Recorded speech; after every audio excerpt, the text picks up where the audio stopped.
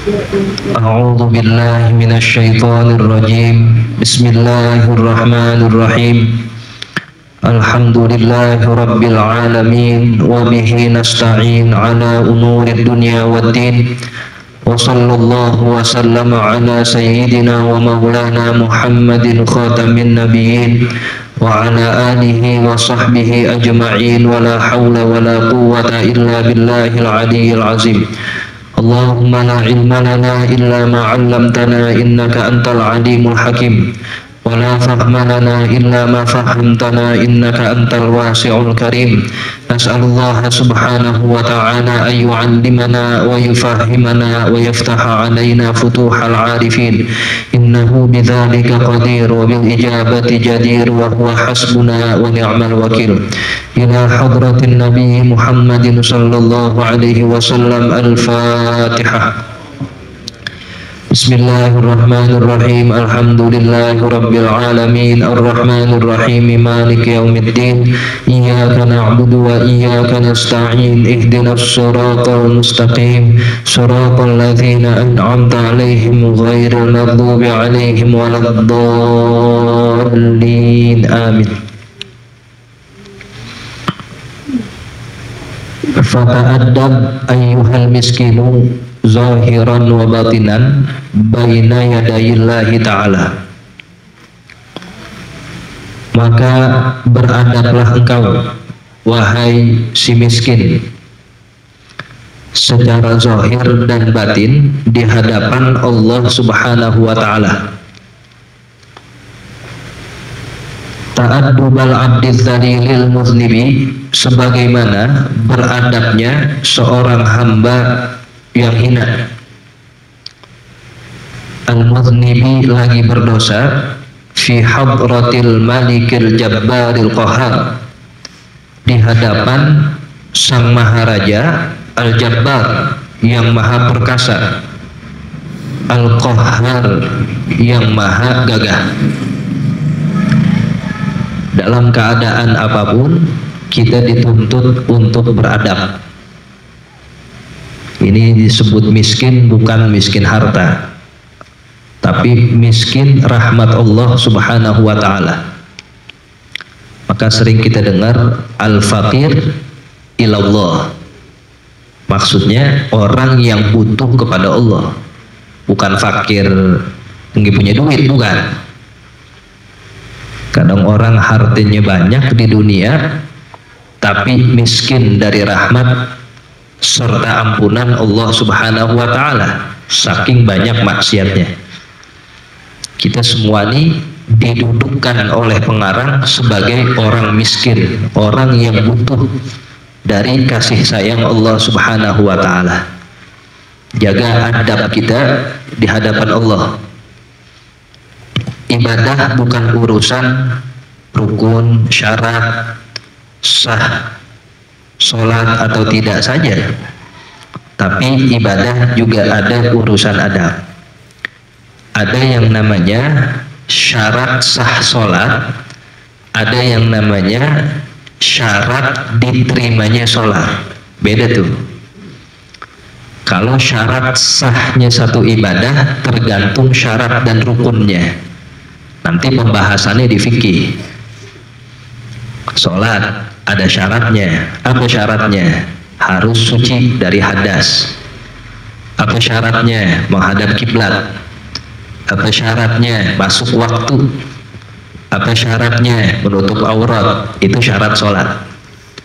Ada yang namanya rukun sholat, mulai dari Al-Fatihah sampai seterusnya, 13 atau 14, bahkan ada yang mengatakan 17 rukun jikalau tumakninahnya dipisah-pisah. Jikalau seseorang sholat dengan keadaan komplit syarat lalu rukunnya, maka sah sholatnya. Tapi diterima nggak kira-kira? Belum, karena ada yang namanya syarat diterima. Apa itu syarat diterima? Ikhlas, khusyuk, tazallul. Apa artinya tazallul? Merasa hina, merasa rendah di hadapan Allah. kita takbir Allahu Akbar, itu namanya ikrar, pengakuan. Jadi kalau kita ngaku Allah Maha Besar, tapi di dalam diri masih ada sifat sombong, itu namanya bohong. Kata Allah, Allahu Akbar, kadzabta, bohong kamu, saya Maha Besar. Orang kamu sholat masih ngelihat siapa imamnya, ya dia lagi. Itu kan namanya sombong. Kecuali urusan ilmu, sah nggak sahnya jamaah beda lagi. Tapi kalau urusan yang merendahkan orang, ya itu namanya sombong. Lalu kita ruku, Allahu Akbar, kadzabta, bohong kamu. Orang kamu masih merasa ujub, bangga diri. Jadi isinya sholat kebohongan semua ada tuh. Kalau keadaannya begitu. Tapi kalau keadaannya emang benar, Allahu Akbar, shadaqta, kamu benar. Karena kamu merasa hina di depan saya. Allahu Akbar, shadaqta, benar kamu. Karena kamu merasa khusyuk, merasa satu-satunya yang maha tinggi, perkasa, lagi mulia adalah aku, Allah Subhanahu wa Ta'ala. Itu namanya adab. Nanti adab yang menjadikan tolak ukur diterima atau tidaknya sebuah ibadah. Kan kita pengen sholat kita semuanya diterima, kita pengen puasa, kita pengen ngaji, kita nih semua ibadah kita pengennya diterima. Maka faktor yang paling utama di dalam penerimaan sebuah ibadah adalah adab.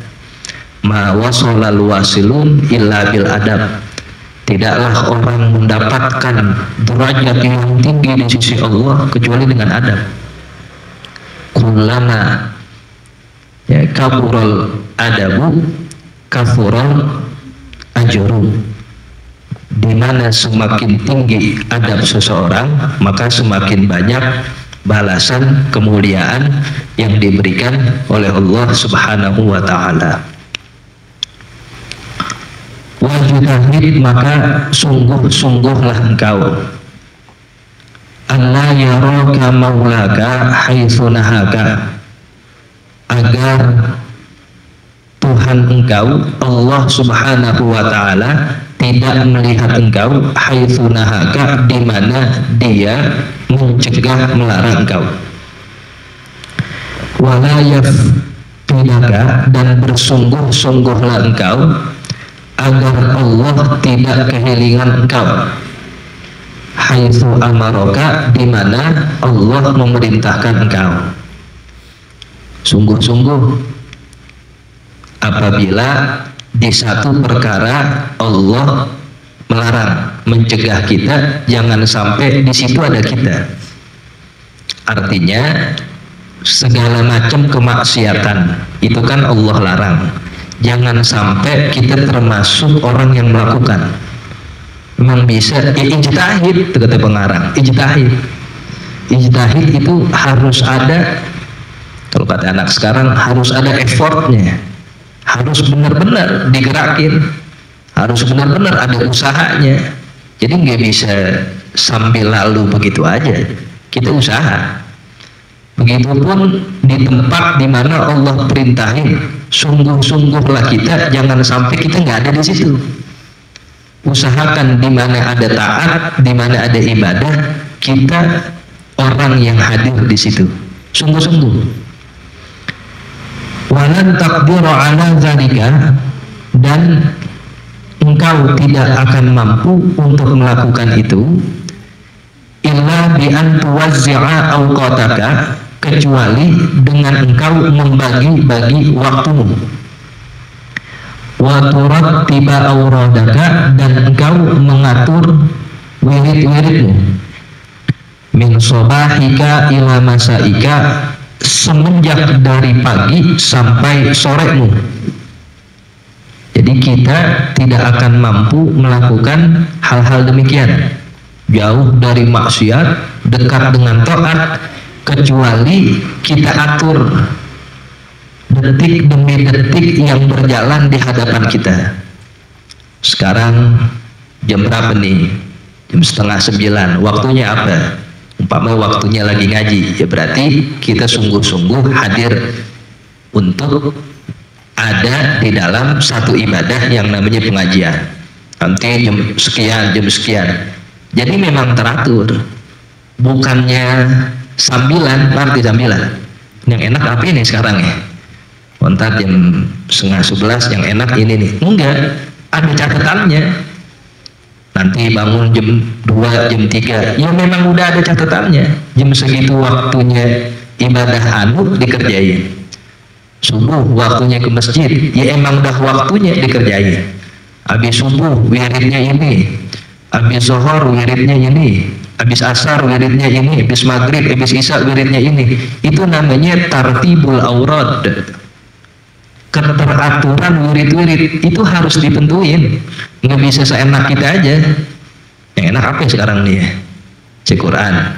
Ya alhamdulillah kalau masih enaknya baca Quran. Kalau enaknya masih ya repot.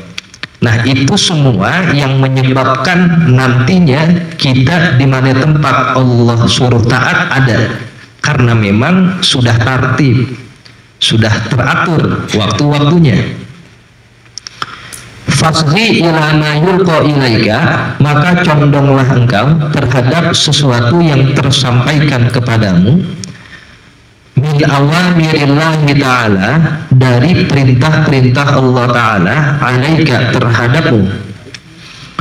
Min hina tastayqizu min manamika, mulai dari engkau bangun, min manamika dari tidurmu, ila waktu ruju'ika sampai waktu kembalimu, ila marja'ika ke tempat pembaringanmu. Nah, jadi mulai dari kita bangun tidur sampai mau tidur lagi itu teratur dailynya, semua waktu-waktunya emang ada pos-posnya, ada isinya. Nah, kalau begitu nggak berantakan. Sekarang waktunya duha, emang udah dilakukan, dah digariskan, dikerjain. Bis duha baca apa? Oh waktunya baca sholawat, dibaca. Karena kalau nggak begitu kelalen, kebintal-bintal kalau bahasa kita. Mau apa aja seenaknya aja ya. Kalau yang dikerjainnya taat atau ibadah masih mending. Man kalau diem aja. Ada orang yang mau ngelakuin sesuatu aja bingung. Ini mau ngelakuin apa ya? Yang mau ngelakuin bukan ibadah atau maksiat, ini mau ngelakuin apa sekarang ini? Bingung, karena emang dia disusun. Tapi kalau orang udah ada catatannya, ini habis zuhur bacanya ini, habis asar bacanya ini. Nah itu dia terikat dengan ketaatan. Yang paling enak terikatan itu dengan ketaatan, bukan dengan atasan, apa itu urusan lain lagi dalam kerja. Tapi kalau kita keterikatannya dengan ibadah, itu paling enak. Ntar malam ada undangan ke sini, oh tar dulu ya, saya ada waktunya ngaji, nanti kalau udah selesai baru kita ke sono. Itu emang udah terikat. Jadi selama kita terikatnya dengan ketaatan, maka harus bersyukur. Tapi kalau kita tidak terikat dengan ketaatan, nantinya kita terikat dengan kemaksiatan, wal'iyazubillah. Kan begitu. An-nafsu illam tusyughilaha bil ta'ati fahiya tusyughiluka bil maksiyah. Nafsu itu apabila engkau tidak sibukkan dia, arahkan dia ketaatan, nanti dia yang mengarahkan kamu ke maksiatan. Al waktu kasayf illam taqahu qata'aka. Waktu bagaikan pedang, kalau kamu nggak bisa gagahi, perkasai itu waktu, artinya kita alih fungsikan buat ketaatan, nanti waktu itu yang akan membunuhmu. Jadi memang setiap detik itu kita perang, namanya mujahadah. Mujahadah itu ada yang namanya kesungguhan, bukan setiap hari atau setiap minggu, setiap detik. Setiap detik itu kita perang dengan nafsu. Makanya segala macam kan ada pilihan. Ini saya mau ngaji atau enggak, itu pilihan. Habis gini mau makan dulu atau mau ngerokok dulu, itu kan pilihan. Nah makanya orang yang istikharah itu mintanya diberikan petunjuk di setiap pilihan. Jadi istikharah bukan yang buat gede-gede doang. Ya Allah, ini ada perempuan nih, Fatimah tapi Hindu nih, itu bagus juga istikharah. Tapi yang namanya hidup setiap hari itu pilihan. Dari melek mata sampai tutup mata itu isinya pilihan semua. Kita sadar nggak sadar. Makan nih, pakai ikan apa ayam, itu kan pilihan juga. Nah, kalau orang sudah berada di bawah bimbingan Allah, pilihannya itu selalu menuju jalur keridhaan Allah, menuju ketaatan Allah Subhanahu wa Ta'ala. Maka dari itu harus diatur sedemikian rupa ibadah-ibadah kita, mulai dari tidur sampai kita ingin tidur lagi. Faslun fi adabil istiqazi minan naum. Adapun fasal ini menerangkan adab bangun dari tidur. Nah, kitab ini Bidayatul Hidayah memberikan kita aturan. Ini kitab akan menuntun kita apa yang bagusnya dikerjain, yang idealnya dikerjain, mulai dari bangun tidur sampai tidur lagi. Ini bakal dibahas sama kita. Jadi ini kitab sebenarnya catatan harian Muslim. Imam Ghazali itu memberikan kita aktivitas yang idealnya, yang bagusnya dilakukan oleh kita sebagai hamba Allah, mulai dari melek mata sampai nutup mata lagi. Ini mulai dari bangun tidur apa yang harus kita lakuin sampai entar mau tidur lagi, semuanya dicatat oleh Imam Ghazali. Makanya disebut bidayah, permulaan hidayah. Kalau kamu bisa melakukan apa yang saya tulis, maka benar niat menuntut ilmu kamu, kan gitu kemarin. Tapi kalau apa yang saya tulis ini yang saya ajarin untuk menundukkan hawa nafsu sehari-hari aja kamu kagak mampu, bagaimana mau yang lebih besar lagi ke orang-orang soleh lakuin? Sholat sampai bengkak, tawaf sehari 70 kali, itu mah jauh dah tuh. Ini yang tiap hari kita temuin, mulai dari melek mata sampai nutup mata, adalah hal-hal yang berdekatan dengan kita. Nanti dijelaskan tuh satu-satu oleh Imam Ghazali dalam kitab ini. Fa'idhas tayqazta minan naum, maka apabila engkau bangun dari tidur, fajtahid, maka sungguh-sungguhlah. Sekali lagi, ijtahid, harus diusahain, jangan keenakan terus, usahain. Antas tayqiza qabla tulu'il fajri, agar engkau bangun sebelum terbitnya fajar. Sebelum terbitnya fajar berarti sebelum waktu subuh. Wah, saya nggak bisa, ijtahid, biar punya kemauan, punya kesungguhan, kamu biasain bangun sebelum subuh. Kenapa? Fafi hadzal waqti sirrun ajib. Para ulama solehin, ubad, semuanya sepakat, peralihan dari malam ke pagi itu memiliki rahasia yang besar. Subuh itu menandakan awal pagi, maka disebut sholat subuh. Sobahan kan pagi namanya. Ketika berkumandang Allahu Akbar, itu namanya udah sobah, waktu pagi. Sedetik sebelum waktu subuh namanya masih lail, masih malam. Nah, perpindahan dari malam ke pagi hari itu merupakan waktu di mana para malaikat sedang banyak-banyaknya. Dalam riwayat banyak sekali malaikat turun di sepertiga malam. Ya, mana orang yang berdoa, fastajabtu lahu, aina al-mustaghfirun, itu dalam kitab Maulid Ad-Daiba, itu dalam pasal pertamanya itu menerangkan keagungan waktu malam. Di antara rahasia perpindahan malam kepada pagi hari itu akan membuat hati orang menjadi lunak. Orang yang keras hatinya, di antara riyadhahnya itu bangun sebelum subuh. Orang diajak baik susah, dinasihatin mental, keras kepala, gimana caranya ya? Rutinin bangun sebelum subuh. Karena perpindahan dari gelap ke terang nanti akan merubah perpindahan gelap ke terang hatinya. Itu waktu sedetik, semenit, 5 menit sebelum subuh itu malaikat sedang banyak-banyak itu. Makanya di waktu itu Rasulullah SAW dilahirkan. Wa qubailal fajri abrazat syamsal huda. Wa qubaila, bukan qablu. Kalau qablu ya setengah jam lagi. Qubaila ini mepet lagi pengen subuh. Kira-kira berapa menit lagi tuh ya? Ya orang tahrim dah. Kira-kira 15-10 menit lagi, itu namanya wa qubailal fajri. Rasulullah dilahirkan dikit lagi mau subuh. Allah nggak mungkin milih waktu sembarangan untuk melahirkan Nabi Muhammad SAW. Bagi Rasulullah semuanya cakep, mulai dari zaman sampai makannya, mulai dari waktu sampai tempatnya Allah spesialin untuk Nabi Muhammad SAW. Maka setiap perjalanan hidup Rasulullah ibrah, ada perjalanannya, ada pelajarannya. Rasulullah dilahirkan sebelum waktu subuh. Apa itu rahasianya? Ya karena emang waktu itu malaikat sedang gerombolannya siap-siap mau naik langit nih, mau membawa apa yang semua dimunajatkan oleh hamba-hamba Allah Subhanahu wa taala. Maka pantas kata Imam Ghazali, ijtihad. Sungguh-sungguh kalau memang kamu susah, cari cara agar biasa bangun sebelum subuh.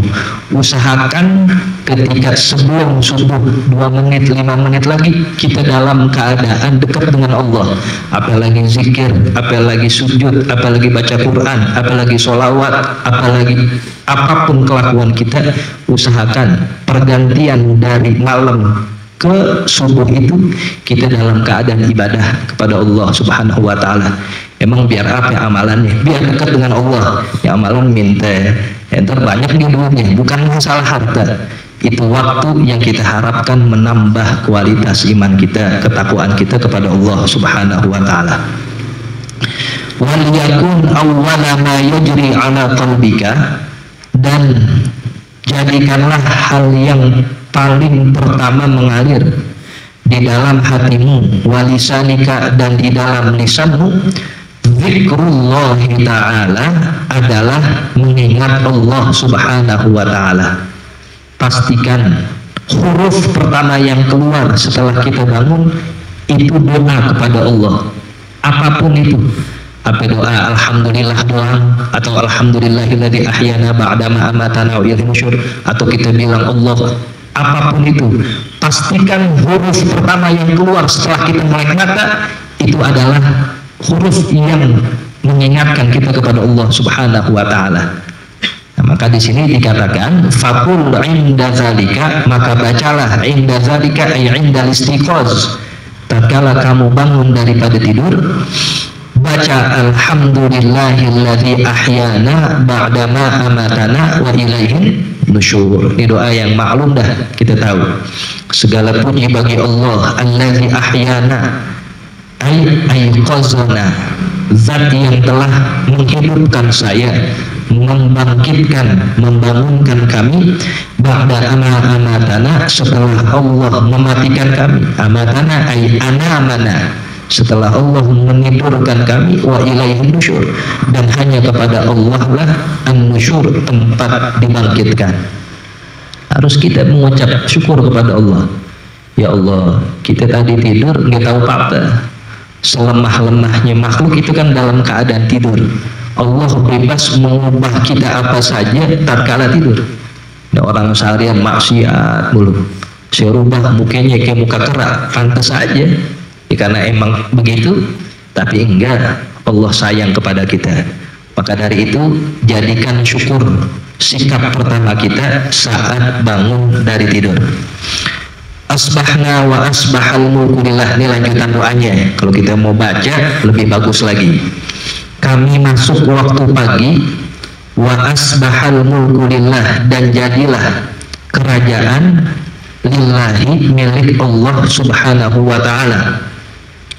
Wal azamatu wassultanu lillah, dan keagungan serta kekuasaan milik Allah Subhanahu wa ta'ala. Wal izzatu wal qudratu, dan kemuliaan juga kekuasaan lillahi rabbil alamin, milik Allah Tuhan semesta alam. Asbahna ala fitratil Islam, kami masuk waktu pagi berada di atas agama Islam. Wa ala kalimatil ikhlas, dan di atas kalimat ikhlas. Wa ala dini nabiyyina Muhammadin sallallahu alaihi wasallam, dan di atas agama Nabi kita Muhammad sallallahu alaihi wasallam.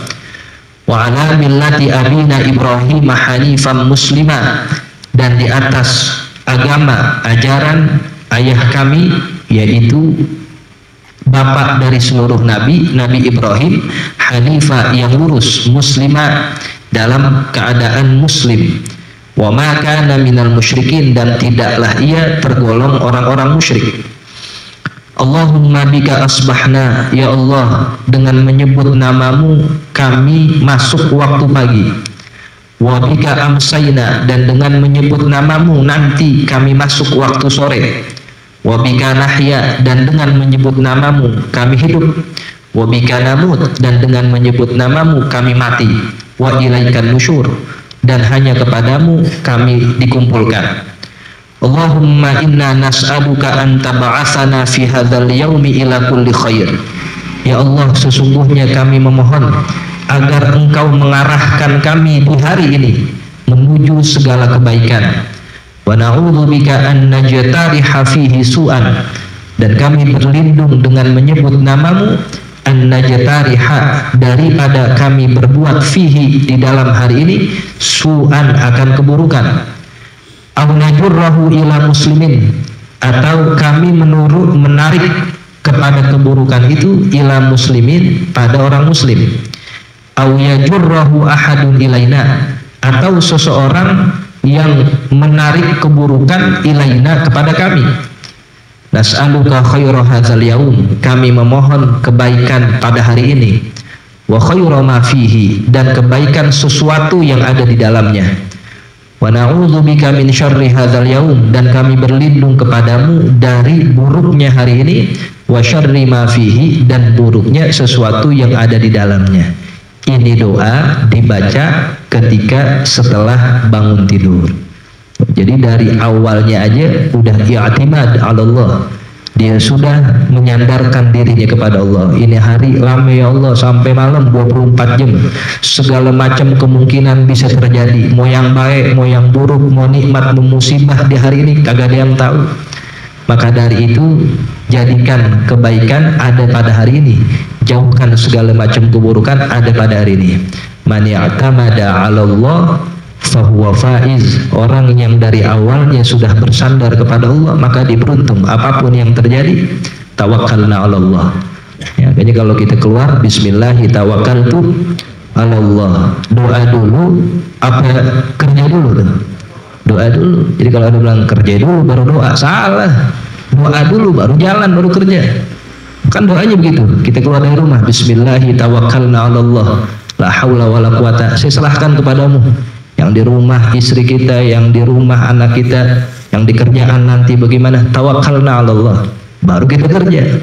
Jadi setelah kita bersandar kepada Allah baru ikhtiar, bukan ikhtiar dulu baru bersandar, salah. Kita bersandar dulu kepada Allah, selebihnya kita ikhtiar, nanti Allah yang atur. Apapun hasilnya, kalau kita udah bersandar, redo aja, terima aja. Raditu billahi Robba, udah enakan aja hatinya, sebab awalnya udah sadar pada Allah. Coba kalau ikhtiar ambisi, kagak kena, enggak lolos, gila dia. Sebab yang diandalin ikhtiarnya, belum sampai pada bersandar pada Allah Subhanahu wa Ta'ala. Fa'tamid 'ala Allahi awalan waqtar ma syi'ta tsaniyan. Bersandarlah kepada Allah di pertama kalinya, lalu usahalah, pilihlah, carilah sesuatu yang engkau kehendaki setelahnya itu. Ya, dengan demikian kita diharapkan menjadi orang-orang yang ridho terhadap ketentuan Allah Subhanahu wa Ta'ala.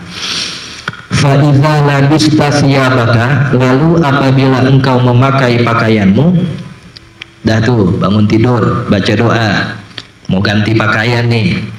Fanwi bihi imtithala awamirillahi ta'ala fi satri auratika, maka niatkanlah olehmu bihi, dengan memakai pakaian itu, imtithala awamirillahi ta'ala, untuk mengerjakan perintah-perintah Allah Ta'ala, fi satri auratika, di dalam menutup auratmu.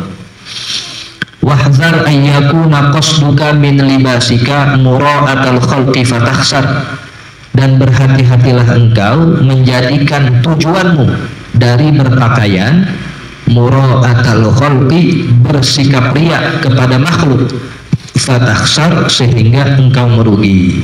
Jadi lihat tuh, setiap aktivitasnya diatur, caranya yang bagus bagaimana. Dah selesai bangun tidur baca doa, ingat Allah. Mau ganti pakaian, dari pakaian tidur menjadi pakaian untuk ke kamar mandi, untuk sholat. Maka ketika berpakaian, sadari itu nikmat Allah. Kita bisa ketutup aurat kita ini sebab Allah memberikan kita pakaian.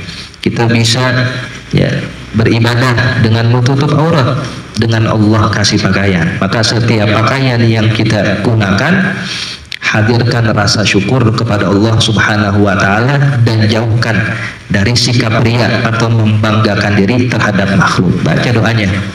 Allahumma inni as'aluka min khairihi wa khairi ma huwa lahu. Ya Allah, aku memohon dari baiknya pakaian ini dan sesuatu yang ada di dalamnya. Wa a'udzubika min syarrihi wa syarri ma huwa lahu, dan aku berlindung dari buruknya pakaian ini dan keburukan yang ada di dalamnya. Maka setiap kita menggunakan pakaian itu isinya ibadah semua karena udah diniatin. Jadi kenapa orang-orang soleh banyak pahalanya? Karena dia menjadikan aktivitas yang hukumnya mubah diputar jadi nilai ibadah. Maka hal-hal yang mubah itu sebenarnya peluang kita buat nambah ibadah. Kita minum nih kan mubah, hukumnya boleh nggak minum? Boleh aja. Nggak minum? Boleh aja. Tapi bagi orang ahli ibadah, ya Allah, saya niat minum ini dalam rangka bersyukur kepadamu, sebab dengan air ini hilang dahaga saya. Itu sesedot pahala bagi dia. Lihat bagaimana niat mempengaruhi aktivitas kita sebagai muslim. Pakai baju memang untuk menutupi aurat kita wajib, tapi kalau asal pakai aja dia niatin untuk menutup aurat sambil ya menjalankan perintah Allah, nggak ada nilainya, ya biasa aja. Tapi kalau dipakainya dalam rangka syukur, ya Allah, nanti di padang mahsyar semuanya kebuka, nggak ada satupun yang memakai pakaian. Di kulli mri'in yauma idzin sya'nun yughni. Setiap orang saat itu ada urusan, sya'nun nakirah, uang besar yang mencukupkan dia daripada ngelihat orang lain. Ada yang kagak pakai pakaian, ada yang jalannya ngesot, ada yang jalannya ya dengan wajahnya, tapi kita nggak peduli. Dan bukan nggak peduli karena cuek, kita ngurusin diri kita pun begitu nanti, kecuali para nabi yang dipakai pakaian. Tapi di dunia ini Allah masih kasih kita pakaian beraneka ragam untuk menutupi aurat kita, bersyukur kita. Terus selama kita pakai baju, mulai dari pakai sampai kita lepas, isinya ibadah semua, isinya pahala dari Allah Subhanahu wa taala. Pakai pantas orang-orang soleh pahalanya udah banyak, sebab nilai mubah dijadikan sesuatu yang beribadah. Kita tidur siang biasa aja, mubah, mau tidur boleh, enggak boleh. Tapi orang soleh enggak, niat dia, saya niat nih tidur siang biar malam kuat ibadah. Itu tidur setengah jam saja isinya pahala semua. Kita makan siang, niat nggak? Boro-boro cocol sambal aja, ya kagak ingat. Tapi orang soleh, ya Allah, ikan jauh banget di lautan, nyampe ke belum, gimana caranya kita jadi nelayan? Kagak. Beras begini banyaknya, nanam kagak pernah, tapi sampai di depan piring kita dia baca ya Rozak 7 kali, satu suap ya Rozak, kita baca ya Rozak, ya Allah mau barik lagi, kadang-kadang lupa. Orang soleh begitu. Jadi nilai sebenarnya kemubahan yang ada pada ya keseharian kita itu lebih banyak dari nilai-nilai sunnah. Ya sholat paling berapa menit itu yang wajib. Sunnah-sunnah qobliyah ba'diyah isinya kan mubah semua tuh. Habis gitu kita mau makan, mau tidur siang, mau minum. Karena nilai mubah ini bisa dijadikan ibadah, nah itu gunakan kesempatan kita. Ya, niatin nih makan buat kuat ibadah, minum ya sebagai rasa syukur bisa menghilangkan dahaga dan seterusnya. Ya, sehingga pantas dikatakan innamal a'malu binniyat. Ya, amal tergantung niatnya. Kalau memang di dalam niatnya itu kebaikan, insya Allah yang ada juga adalah kebaikan-kebaikan. Situ.